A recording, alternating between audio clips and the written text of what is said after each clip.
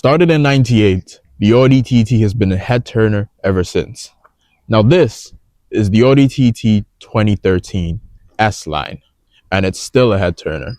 It's got a beautiful look to it. I've got it in all white.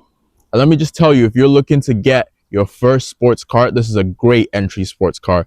So this engine, 2 liters, 4-cylinder, 211 horsepower, and I think about 258 pounds of torque. Now, there's not much space in the driver's seat, mostly because of this centerpiece. So I really like the steering. The S-Line steering wheel is unmatched. It comes with leather and it's easy to go around the turns with just one hand. I think Audi's steering wheel has been timeless, really. If you see, you got the little S-Line there. Not too many controls on the steering wheel.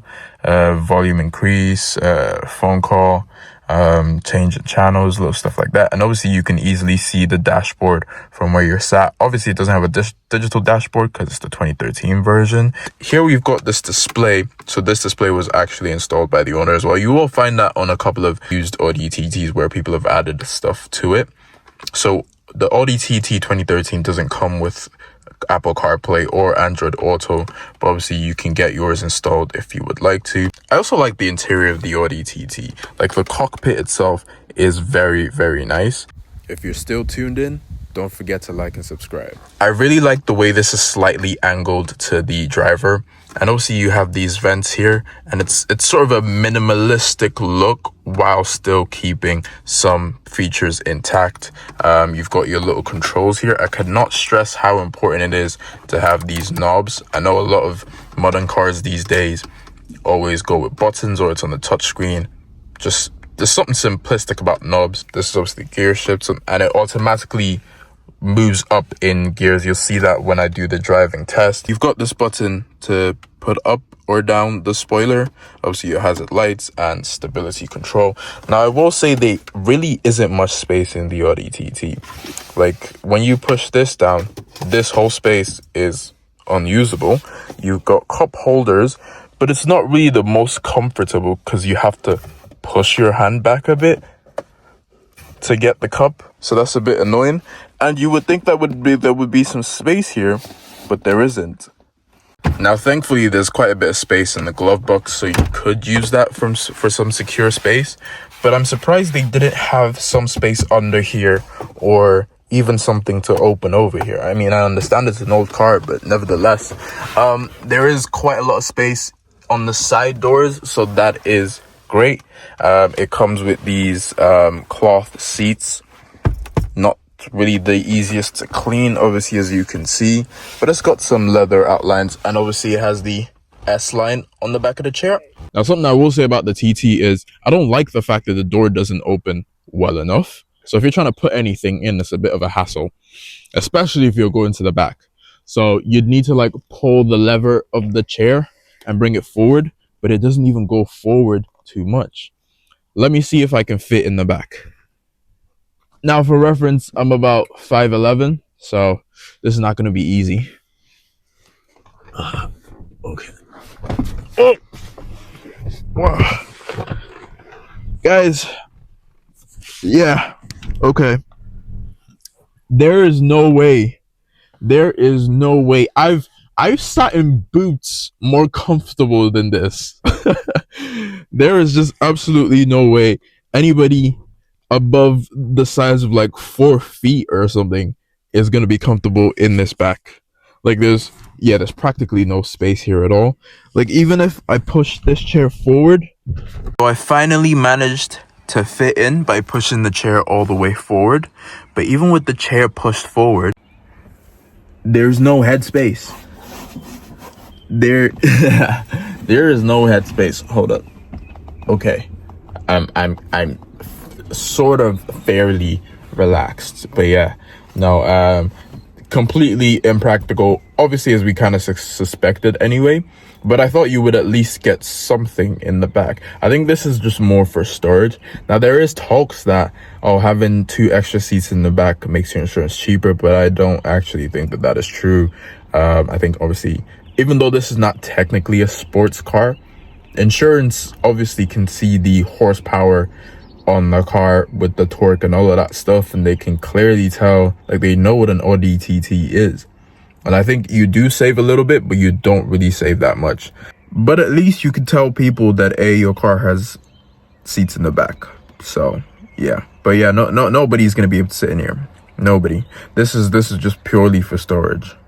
And also annoying is that the fact that this centerpiece comes all the way to the back, as if we already did not have little space. You decided to put this right in the middle here.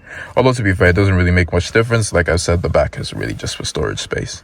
So surprisingly, to open the boot and to open the fuel tank, it's in here rather than in here, which is an interesting choice, I suppose. Now, I think storage is one of the most important things in the TT next to performance. This is so much storage.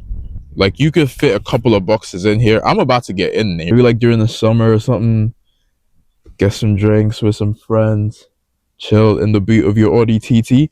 You could definitely have a party in here. I think it's very good space. I think the seating is not for practicality. It's definitely just for storage space. And obviously that's okay. If you have a family, this is not going to sit your little baby the way you think it is. It's going to be very uncomfortable. This is definitely if you're single, or even if you do have a family, you want a personal car. This is definitely the kind of personal car you want. I know it's a 2013 version, but I think it has basically the same features as all the other cars. Still the same horsepower. Still moving great. This particular car has done 250,000 kilometers. Well, now we're going to take it on a drive and see how it feels. Okay, so sound test. I'm about to turn it up to the loudest.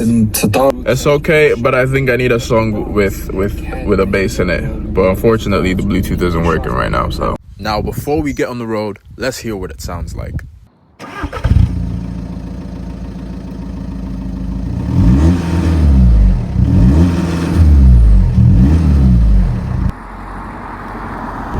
So we just hit the motorway, and I can't lie, I was a bit skeptical about the TT 2013 before, but the acceleration when I hit the motorway was different. I think when you're about like 40, 50, I've been used to the electric cars that take you from 40 to 60 just like that, but this car doesn't. This car needs you to warm it up a bit. You need to hit 110, and then before you know it, you're at 150 easily. Now, talking about comfortability, it's all right, to be fair. I mean, we're moving at a pretty considerable speed right now and it doesn't feel like it. Now, I will say it is pretty noisy. Like, I'm practically shouting. It is kind of a noisy car. So, like I mentioned earlier, the first instance of this car was in 1998. So you have the Audi TT, you have the Audi TT S line, and you also have the Audi TT RS. Right now, the RS is the top model that you can get in all the TTs. And for this particular year, 2013, the TT started at around 30K. But right now, you can get a TT with a decent mileage for about 10 to 13K. If you're looking at the TT RS, when that was brand new for 2013 anyway, it started at around 50,000. Right now, you can get a decent one for 25. This car is about 12 years old and it's still kicking. It's still great. I think this particular car cost about 13,000. Now, obviously, there were some issues. You know, it's the same Volkswagen engine, so we've got that water pump issue. But nevertheless, still a great car for the price, for the performance, for the sporty feel, the aesthetic. Like, if you're looking to get your first sports car, I would definitely recommend this. Only 2 liters as well. Unless you're driving like an F1 racer, which you probably will be, the fuel usage wouldn't be too bad. If you enjoyed this video, please like and subscribe. Leave a comment what other cars you want to see on this channel. And just stay tuned for more tech-related stuff that I like in my life in general.